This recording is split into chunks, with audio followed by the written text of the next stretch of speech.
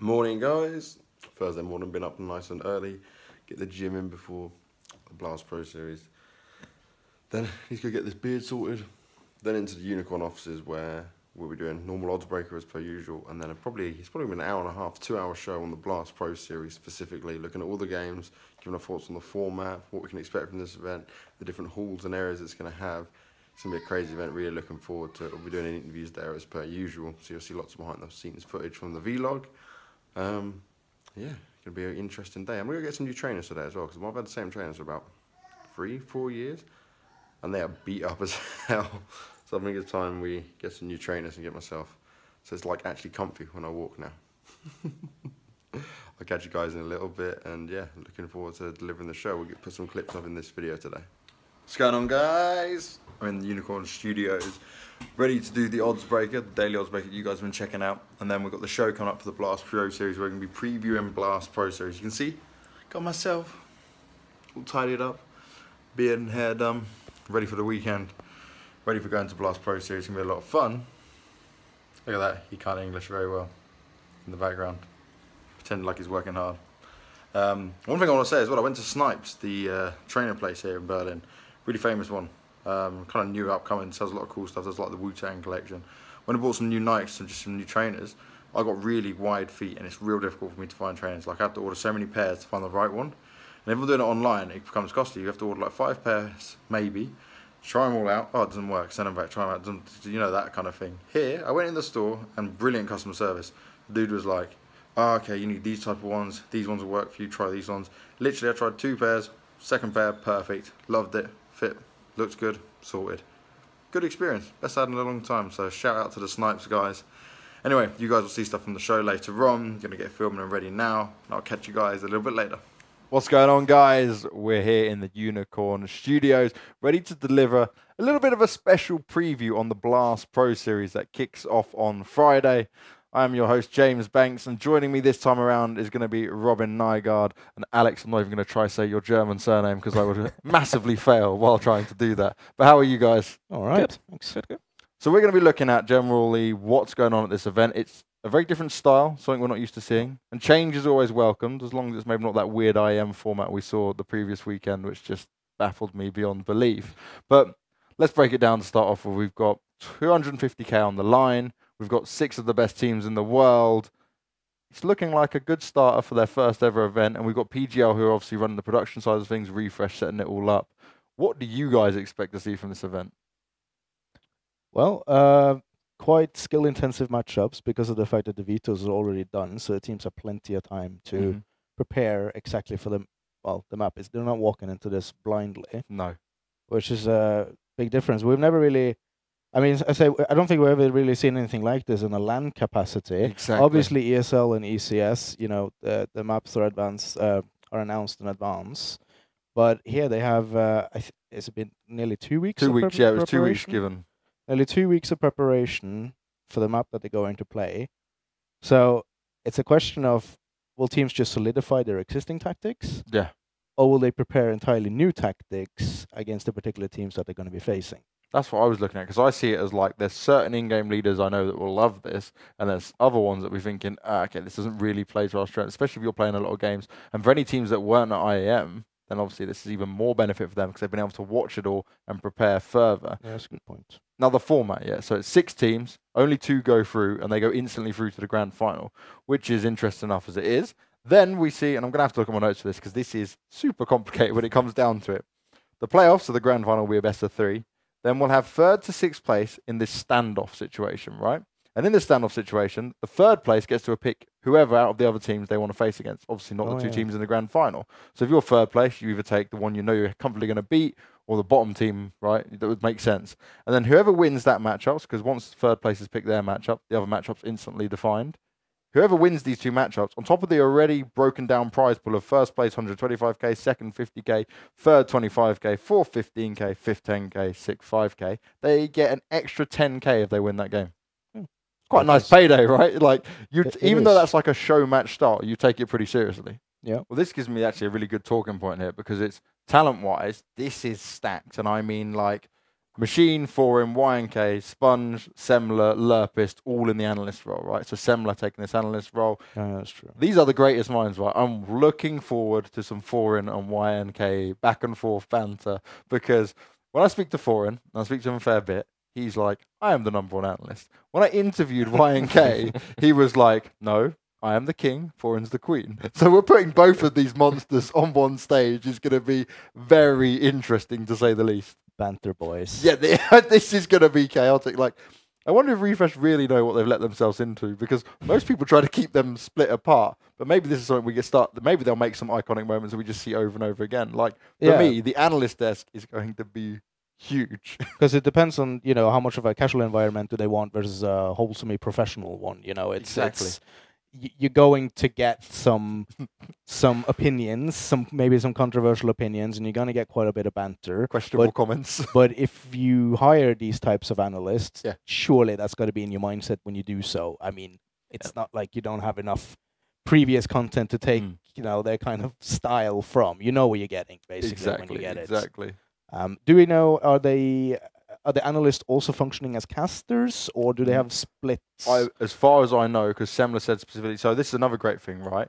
All of them did this idea of like making the talent do a video. And so every day you saw on the Blast Pro series, every time there's a talent announcement, they had their own video. And to me, marketing gold. Refresh, you guys smashed it. That was top notch. I watched every single one, and my best of all of it, and okay, fanboy moment and a half, but Vince, he's a good friend of mine. I've cast with him many times before. Yeah, so he now goes by Vince. Oh yeah, true. I forgot. Killed it. This man came in. That was funny. And he was like, he comes in and is like, oh yeah, budget Anders. And I'm like, yes. I'm like, this is exactly what we wanted, Vince. So another thing I wanted to talk about here is the style of the whole event, right? So it's in the Royal Arena in Copenhagen. First time that they've ever done an esports event inside of it. And it was Messioso, Graham, who's behind Refresh Entertainment. He basically came out and said that they've had to change so much of this entire venue, and the Royal Arena have been really like engaging with them on all their ideas to make this work, because it's interesting. 3 matches being played at the same time. Now, you spoke a bit about how the stage was going to be, right? So how is that stage thing working?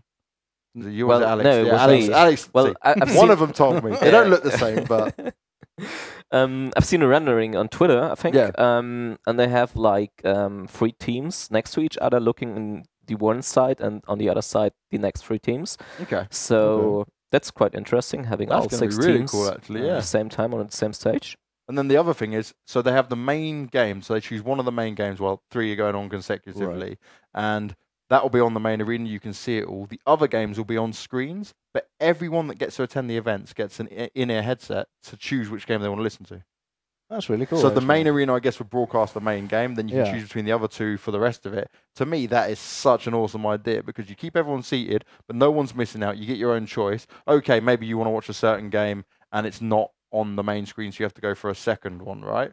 But that is still really solid, like in terms of you can still see it, you can still catch the action, you get to hear it. Or even your favorite commentary duo, or you want to follow both games, and you can visually represent and see one, don't have to hear it, and you listen in the ears for the other one. Like, that's a step in the right direction. For any games that do that kind of like event where you've got 2 games going on at once, that's the way to follow from now on, if you ask me. It certainly beats, you know, having the other 2 games being played off stage. Oh yeah, I hate that, because we just miss everything. Yeah. NIP was an unknown entity, right? Because we're going into IEM Oakland, they were more playing online events. We hadn't seen them at LAN for a little while. Then they come into this, and we saw the A game, right? But can they do it again? Could they come through? Or is FaZe going to be ready? I think the biggest downfall, actually, at IEM Oakland in the finale was that Cash was left as the decider map. A NIP favorite. FaZe, like, okay, Cash favors NIP for several reasons, one of them being Draken, because it must be one of his absolute best maps. FaZe are not particularly good on that map, and they always ban Nuke. And I feel like if you're a team like FaZe and you manage to you start practicing Nuke, you have an ace in the hole against virtually every team that isn't Virtus Pro. But then again, it's Virtus Pro. Right? They're so hit and miss anyway. And how many finals do we see Virtus Pro? Obviously, other than Epicenter, it did happen there, but I mean on a consistent basis. And also the amount of teams that do insta-ban Nuke. If you did get that, and Karrigan's more than capable of getting that in their map, if you put the time in, it will work. Then, like you said, that would be a whole game changer. Like, they could comfortably say, we'll take you on any map. I think FaZe was banking on winning at 3-1. I think because they lost on train. Yeah. That was the upset for them. That was Threw them off a bit. Yeah, exactly. I think that was the point where they were like, oh, okay, maybe we can't win this much anymore. Because going in on Cash as your fifth man, I don't think Cash should ever be at the center map for any team, to be honest. It's a little too brawl heavy, and your tactics can sometimes fall through on that map. So I don't know. It's just we've seen FaZe dump out of a few tournaments a little earlier than we expected, but. Between them and SK, I still think it's they have to be the top 2 teams. I don't think there's anyone that can. So are we already, before we get down the rest of the team, saying that you're going with FaZe as the tournament go-to favorites? Win? Yeah, tournament favorites. Yeah. Alex, would you agree with that? After the thing with Device and Astralis, I would definitely go with FaZe in this case. Okay, I've got a different opinion in terms of who I would be personally top picking, but we'll come to that as we get down the rest of the teams, huh? Is it North? It's G2. That is like the worst troll ever. No offense, North fans. No offense. I'm just completely throwing them onto it. But I'll come on to North in a bit because actually I've got a good idea of how it might play out for them as well. G2's the next team. G2, the French guys. Such a talented and skilled lineup. Yeah, the super team. Okay, super team in quotation marks massively. There is questions around that, but they just don't seem to get it done as often as you expect. Like, I can't work out this lineup. No, I can't either. I feel like all Envious is almost in the same boat. Yeah, they're ready for another swap again. You see Envious come into these tournaments and play out of their minds, and then they lose the next 3. Now, G2 aren't quite that bad, but G2 comes in and looks like the gods of Counter-Strike. But there's a level of inconsistency there that I don't even know which players to fault for it. I would say all of them have played together so long. All of them seem like they're very comfortable at the moment. Everything's going well. I'm wondering if they're just lacking a really super motivated player. So the next team, Nip Gaming. Cannot ignore this name right now. Play online for months and months and months. Don't really see him at any LAN events. Didn't even make it to the EU minor. You've got no hope of being at a major. Then you go to IM Oakland, and yes, it was a weird format, but this is one thing I'm fed up of. People on comments and forums and Reddits going, oh, well, it's because of the weird format. It's the only reason Nip won.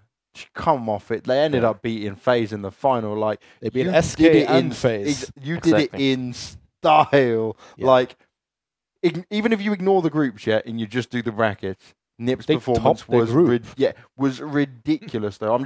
People commenting and they were like, oh well, it's because of the format, it's because of the points. It's like, get out of here.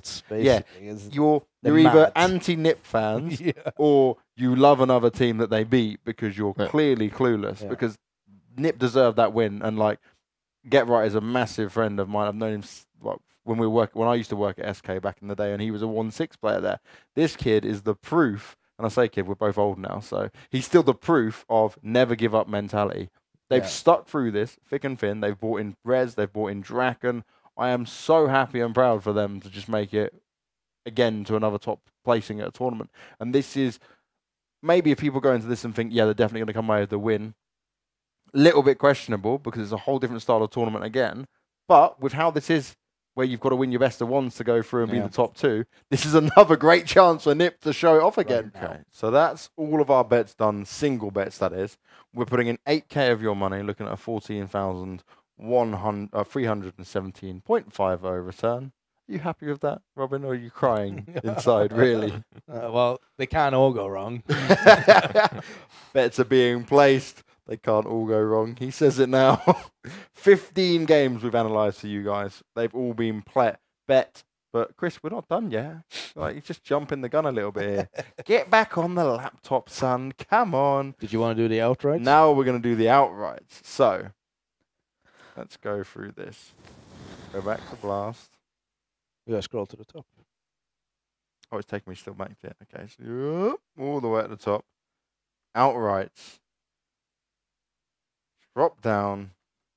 This is your odds to the outrights, guys. So the outrights, as Robin could probably explain better than me, is who you think is ultimately going to win the entire tournament. FaZe is the most favoured, then SK, then Nip, then G2, then North, and poor Astralis went from being the most favoured to bottom of the pile, the body bag.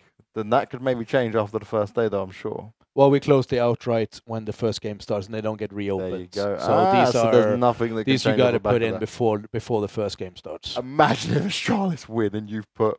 Well, I mean, earlier Wow. today Australia's were 5.5, Mhm. and then the news dropped, and we changed it. Okay. So are we now expecting it to be a FaZe or SK? You guys both went with FaZe for the grand finals. My outright is going to be SK. See, the thing is that from an outright, if it was a bet, I'd probably back SK Gaming for the outright because I just don't see them not making it to the final. Yep. It's just statistically, I think FaZe will be the other team in there, but it could also be G2, could be NIP. So you're pretty much saying that we're guaranteed to see it, not guaranteed, but in your eyes, it would be guaranteed SK in the finals where FaZe might that's struggle how I a view bit. it. Yeah.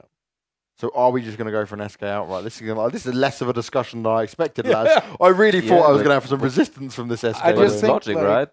SK is the team you expect really in the finals, so... When was the last time they didn't make it to playoffs? And this is the final is the playoff. Oh, just to put it out there, though, imagine an SK versus NIP grand final. That's Imagine so a tasty. North versus NIP. Okay, there's cool matchups and there's delusional matchups, Robin. We've crossed that line twice now today. Now, I think SK Gaming, because they may not win it, but if you're going to look at it logically, we definitely think they're going to make it to the grand final. And if you're going in with that assumption, it makes sense to pick them to win the whole thing. Okay. So SK is our outright, guys. And that's who we think is going to go take the whole tournament. You've got 5k left, Robin. So I'm not that horrible. I'll put $1,000 on it, though. We'll go big spending. So 4,300 return. We think it's going to be SK, guys. Let us know what you think it's going to be. And that rounds up the whole show. We've had a lot of fun here for a little while, guys. Good stuff. Don't know if chat's always agreeing on. NIP wins 2 tournaments in a row against SK. Oof, that could be huge, couldn't it? That could be massive. 16-14 NIP with a 2v1 clutch at the end. So they did beat Astralis in the end on Nuke, but it was a back and forth affair even with Pimp in there. Any final words for this Blast Pro series? I'm really looking forward to just going down to the event and covering it live. Outrage Gambit wasn't invited for it. Ooh, outrage. Yeah, it was literally pure Europe as well. Like, you got SK because you can't not have them, but everything else is just directly Europe. I swear SK is just on the list for every single event. It's almost like BP used I'm pretty to sure be. if I hosted like this $50 event in my house, SK would show up for it. just I because. just feel like they play everywhere at all times, and they never seem to get really burned out from it. And this is what they like. When I spoke to Fallen at ESL 1, he said, "Oh, we're starting to feel burnt out." Well, you still run the event. You say that, and then you go and play every single event after that. But then they went to PGL Major literally the weekend or 2 weeks after. They didn't do so well. Obviously, we know how that all panned out. But there is a bit of burnout there. But you are burnt out and you're still making top 4s consistently. Yeah. Sound. I'd be happy with that personally. Yeah, but I don't think they will be. But that is the effect we've seen, right? They went from winning tournaments back to back to back. What did they have? 4 or 5 like before summer? Yeah, 5 summer. 5 straight back to back wins, right? But they went from that to not winning tournaments, but still making the playoffs every single time. So there is some burnout effect. It has to be. Wookie thinks it's some secret Brazilian drug that keeps them focused, or just Fallen's mentality that he's had since like way back when in the early days of CS. Hard workers. Yeah, that is the true team. You've got the Immortals equivalent of non-hard working, and then you've got the SK equivalent of actually doing it properly and not partying. With these teams that always takes part in 250k tournaments, I wonder what their perception of the tournament is going into it. Are they seeing it as a bit of a fun 2-day thing, or you think they're seeing like super serious tournaments? I think because of the level of teams there, you can't not take it seriously. But because there's so many close events with the DreamHack Winter and with ESL Pro League Series finals, do you maybe like how do you work out to save what for what? Because I would say personally, if I'm a player, then the ESL would mean more in a sense. For being the first Blast winner would be pretty cool, but you don't know how many more of them events are going to come along. And it's obviously, like you said, a bit of a stranger format in how it's being done. So maybe you save a bit at Blast and you go all full force. But I mean, into logistically, it's easier to compete for 2 days to win 250k as it is opposed to competing for 5 days winning. But you're playing a lot of games very quick succession this time around as well. Yeah. interesting factors for it. But that's going to be it. We're wrapping up the show. Thank you for joining us, everyone. It's been a lot of fun. And thank you, obviously, to Robin and Alex for being on the couch with me, because it'd be very boring and lonely if I was just here on my own trying to make this happen and work. And obviously, thank you once again, guys, for just tuning in, checking out everything here. Remember, though, when we are placing these bets, this is from our opinions now based on the knowledge and information we have around us. You cannot take it fully seriously because, honestly, after day one, everything will change. So take what you've seen with a pinch of salt, look at what happens on the Friday, and make sure you check out our YouTube channel on Unicorn. You can see all of it below. Look at that magic. Go onto the YouTube channel, drop a subscribe, because every day I'll be giving you player interviews there, behind the scenes footage, predictions daily based on what we've seen from the days before, and even better than that, and remember, these predictions could change from even what we've discussed here with the guys today, and as well, on top of that, we'll be doing a daily recap, so keep checking out on all the content coming out from Unicorn. Thank you for watching, and I'll see you soon.